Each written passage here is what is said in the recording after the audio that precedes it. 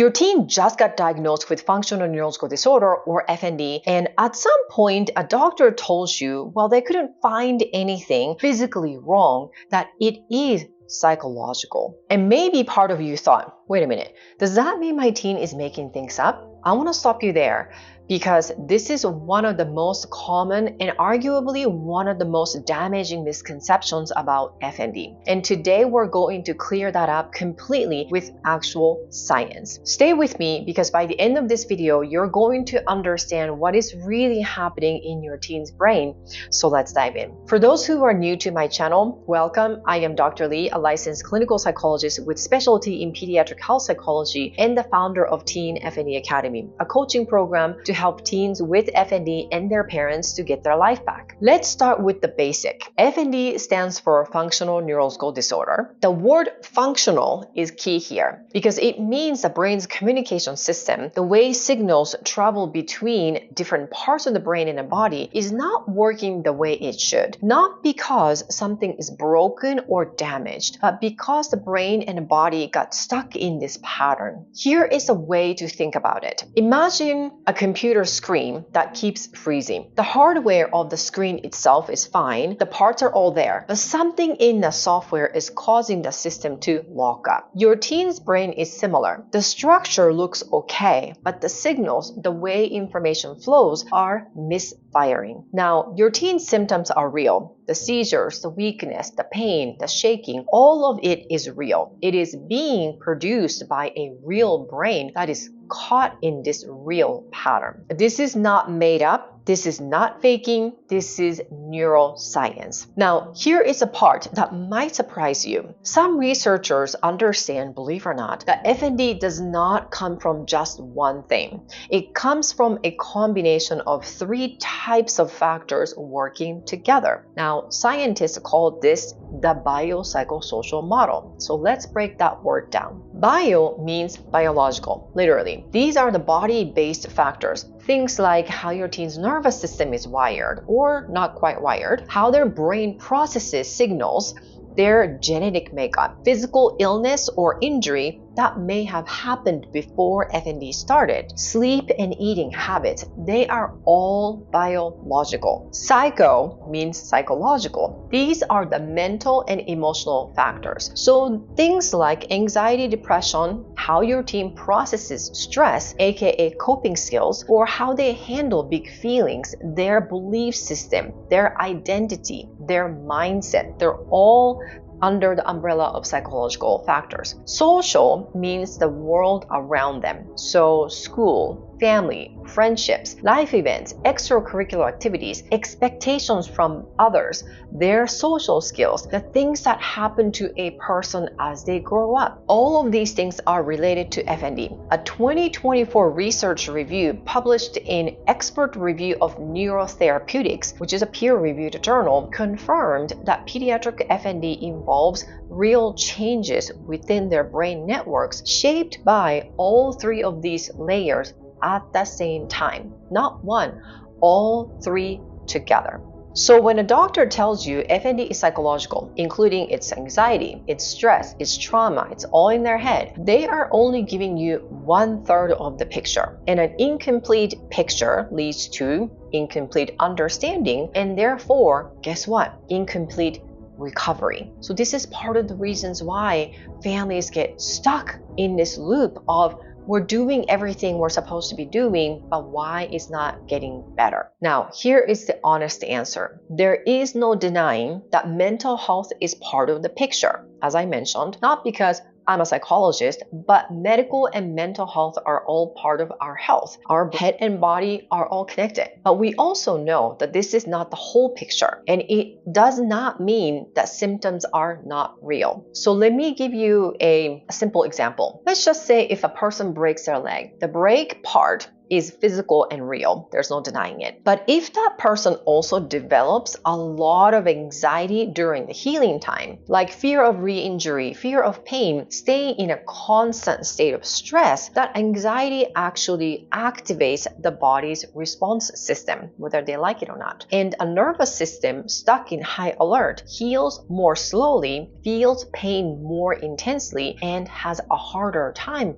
recovery. Now, the original injury was real. The anxiety did not cause the break, but the anxiety changed the way the nervous system responded to that injury. So the solution is not to ignore the broken leg and only treat the anxiety, right? And it is not to also ignore the anxiety and only treat the broken leg. You have to address both when they are present, because both are affecting the outcome, which is the recovery. FND works the same way. The Family Guy shares a handful of practical strategies to help you get out of this survival mode, and it shows why our structured approach gets such a strong result. Grab it from the description below. It is free. Now, anxiety, depression, and stress do not cause FND all by themselves. If that is the case 100% of the time, every single person who has anxiety, depression, and stress at some point in their life will all have FND, right? But they also feed into the same nervous system that is already struggling. They keep the brain in a state of this high alert, and that makes it much harder for the brain to find its way out of the pattern it is stuck in. And research backed this up. A peer-reviewed clinical study of 196 children with FND seen in a specialist clinic found that 68%, so almost 70%, had co-occurring anxiety, and 20% of those had co-occurring depression. Now, this is not a coincidence because both are part of the same nervous system story. Both layers are real and both layers matter. So let's just stop thinking about, is it all medical or all psychological? Because it's both, right? So now let's talk about something that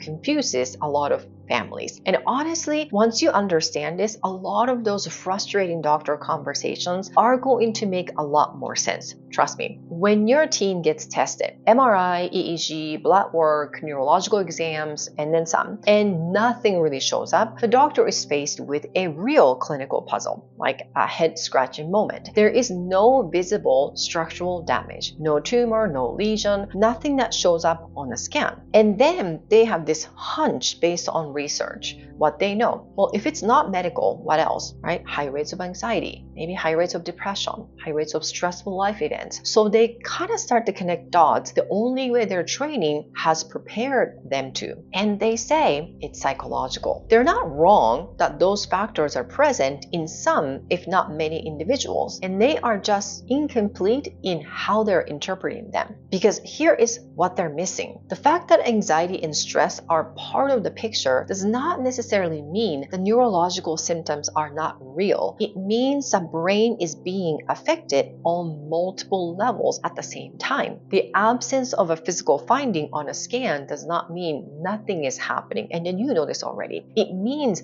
what is happening is functional in the wiring, in the signaling, in the communication, in the pattern, not the structural damage part. Now, that distinction matters enormously because if you only treat the psychological piece, you're only addressing, once again, 1/3 of what is driving this condition. Now, related to that, I want to introduce you to a concept that a lot of FND families have never heard of. But once you hear it, you'll understand even more clearly why the psychological label gets applied so quickly. It is actually called ACEs, Adverse Childhood Experiences. Now, ACEs are a research term, and it refers to stressful or difficult things that happen to a child during their growing up years. So it could be something like bullying at school, family stress or conflict at home, loss of a parent or caregiver, experiencing or witnessing something scary or traumatic, emotional neglect. I mean, the list goes on. So these are not rare things, even though they're unfortunate things. They happen in a lot of families, including good families